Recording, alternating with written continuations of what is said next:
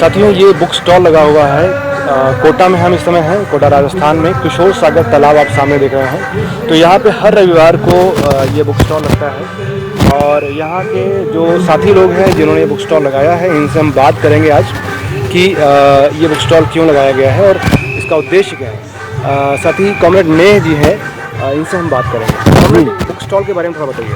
देखिए, ये विकल्प पुस्तक केंद्र है, तो नाम से ही जाहिर है कि हम उस तरह की जो बुक स्टॉल केवल हमारा कॉमर्शियल उद्देश्य नहीं है, ये नॉन कॉमर्शियल गैर व्यावसायिक ढंग की पुस्तकें हैं।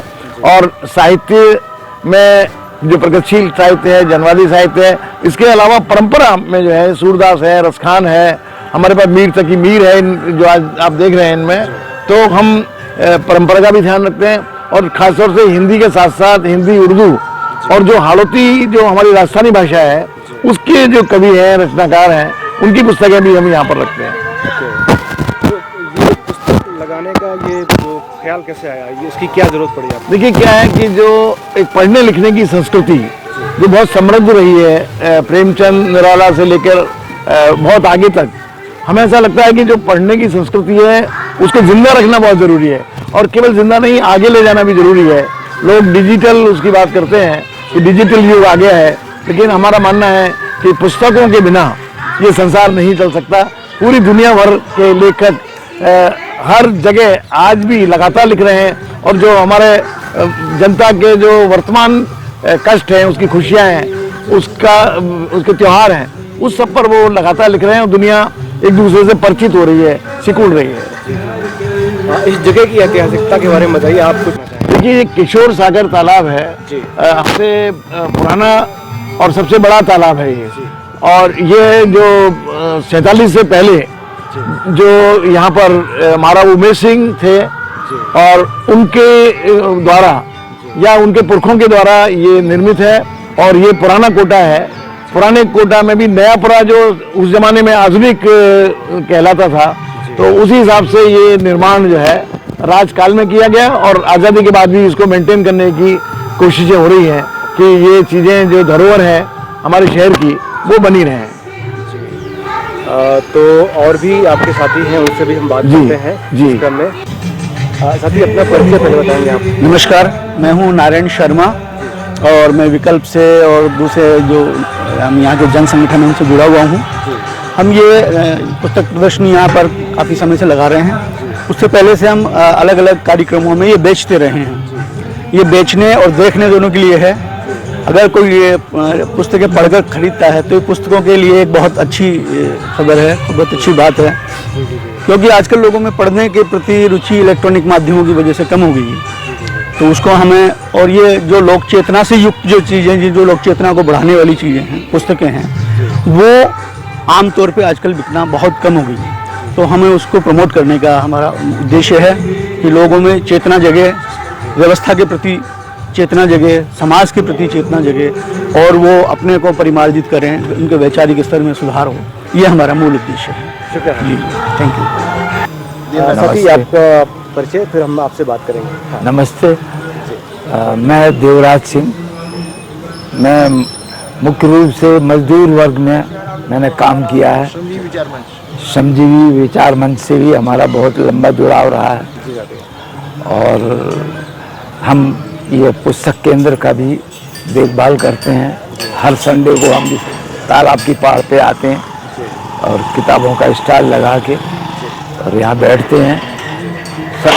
काफ़ी लोग इसको आके पसंद करने लग गए हैं, इसलिए हम इसमें निरंतरता रखने की कोशिश कर रहे हैं इसको।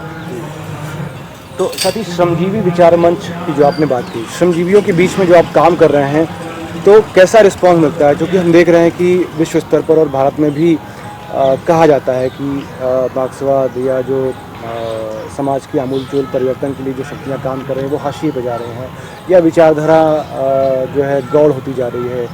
ये जो समय है, इस समय बहुत विपरीत समय चल रहा है। तो आपको क्या अनुभव मिलता है लोगों से मिलते समय, लोगों को संगठित करते समय? सरकार की गलत नीतियों के कारण देश में ये चीज़ें पैदा हुई हैं। पहले तो सरकार की गलत नीतियों के कारण ये कारखाने बंद हुए, मजदूर तितर बितर हुआ, उनके साथ ये समस्याएं पैदा हो गई कि वो अपना जीवन यापन आगे कैसे चलाएंगे, तो वो दूसरे जगहों पे काम करने लग गए। और श्रमजीवी विचार मंच जो है अब सभी वर्गों के लिए काम करता है। ये अलग अलग प्रोग्राम करते हैं हम लोग, कभी गोष्ठी भी होती है और शहर में हम लोग पर्चे पम्पलेट वगैरह बांटते हैं, प्रदर्शन भी करते हैं। जनता को जागरूक करने के लिए हम लोग ये लगातार काम करते हैं। ऐसा नहीं है कि हमें रिस्पांस नहीं मिलता है, हमारे साथ दूसरे लोग भी धीरे धीरे जुड़ते जा रहे हैं और हम एक बड़ा रूप लेने की प्रक्रिया में चल रहे हैं। जल्दी ही हम एक बड़े रूप में जनता के सामने आएंगे और जनता हमारे साथ होगी, हम बदलाव की ओर आगे बढ़ रहे हैं।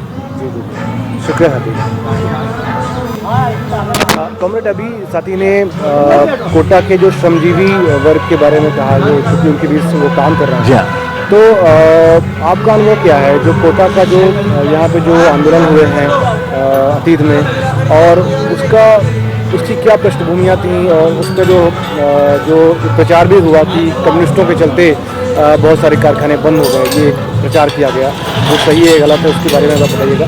तो ये सारी बातें हम श्रोताओं को बताना चाहेंगे कि कोटा में की क्या स्थिति रही है श्रमजीवी जो वर्ग है उसको संगठित करने के दौरान या उसके बीच काम करते हुए। देखिए, कोटा जो है राजस्थान का एक ऐसा नगर है जो कि दिल्ली बम्बई मार्ग पर स्थित है, और यहाँ पर जो सबसे बड़ा जो वरदान है वो है यहाँ बहने वाली चंबल नदी, जो कि चट्टानों के बीच से निकलती है। तो चंबल नदी पर एक कोटा बैराज बनाया गया, और उस कोटा बैराज से जब जवाहरलाल नेहरू ने जब प्रधानमंत्री थे उन्होंने उसका उद्घाटन किया था। तो यहाँ पर तय किया उन्होंने कि राजस्थान के औद्योगिक केंद्र के रूप में कोटा को विकसित किया जाए। यहाँ पर पानी, बिजली और बहुत सारी सुविधाएं उस समय की जो सरकारें थी कांग्रेस की, उन्होंने सब जुटाया, और जो तमाम उद्योगपति जो दिल्ली के दिल्ली क्लॉथ मिल, सिंघानिया, वहाँ से कानपुर से जेके समूह और सरकारी उद्योग भी यहाँ पर लगाए गए, इंस्ट्रूमेंट लिमिटेड, तो एक बहुत बड़ा औद्योगिक नगर के रूप में इसकी पहचान हुई। चूँकि बाहर से जो यहाँ पर औद्योगिक घराने आए थे, उनका उद्देश्य यहाँ चूँकि पिछड़ापन था, लोग बेगार करते थे राजाओं के ज़माने में, तो बहुत सस्ता मजदूर उनको मिल गया। लेकिन एक वो ऐसा दौर था जिसमें कि पूरे देश में एक कई तरह की प्रक्रियाएं चल रही थी, धीरे धीरे लोगों का मोहभंग भी हो रहा था सरकारी की नीतियों से, और मजदूर वर्ग को एक उफान, मैं देखता हूं कि सन 70 के बाद एक पूरे केवल कोटा में नहीं पूरे देश में मजदूर आंदोलन का एक नया उभार आया। कोटा संयोग से उसमें अग्रणी रहा, क्योंकि यहाँ पर हमारे जो संगठित करने वाले थे मजदूरों को, एक बहुत बड़ा नाम है कॉमरेड परमेंद्रनाथ ढंडा, वो पंजाब के रहने वाले थे, और स्टूडेंट फेडरेशन से ही वो पहले छात्रों को संगठित करने में लगे। उसके बाद उन्होंने मजदूर आंदोलन में काम करना तय किया। मोहन प्रणमिया हमारे प्रदेश के बड़े लीडर थे, उन्होंने प्रोत्साहित किया। तो यहाँ पर रेलवे में जगदीश प्रसाद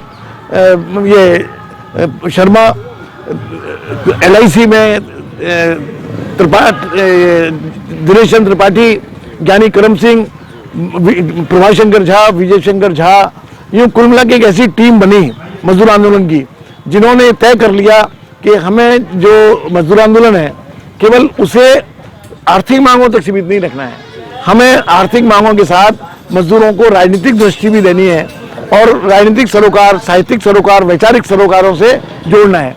इसलिए बहुत तेजी से यहाँ आंदोलन बढ़ा, और यहाँ के कोटा के आंदोलन की जो धमक है वो उज्जैन तक और रतलाम तक भी पहुँची।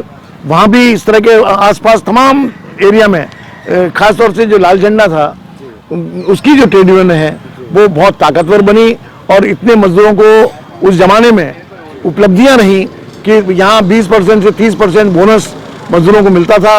मिनिमम सैलरी आज से 30 साल पहले 2000 रुपये मिनिमम सैलरी मजदूर को मिलती थी, और कहना चाहिए कि अखबार पार्टी के बिकना, साहित्य सव्यसाची का साहित्य बिकना, तो उस समय से ही हमने ये काम शुरू किया कि मजदूर को केवल आर्थिक मांगों तक सीमित नहीं रखा जाए। अब रहा कि कैसे बंद हुई, एक परिस्थिति आई पूरे विश्व स्तर पर, जब एक ग्लोबलाइजेशन हुआ, तो बाजारीकरण हुआ, तो जो पुराने उद्योगपति थे उन्होंने सोचा कि हम अपनी जो पूंजी है वो नए जो इन पुराने जो कारखाने हैं उनमें से खूब कमा लिया, इस पूंजी को समेटें जो रनिंग कैपिटल है, और उससे जरिए नए नए जो उद्योग विश्व स्तर पर पनप रहे थे उसमें पूंजी को लगाएं। तो इसके लिए कोई लालजंडे मजदूर यूनियन वगैरह का कोई दोष नहीं है।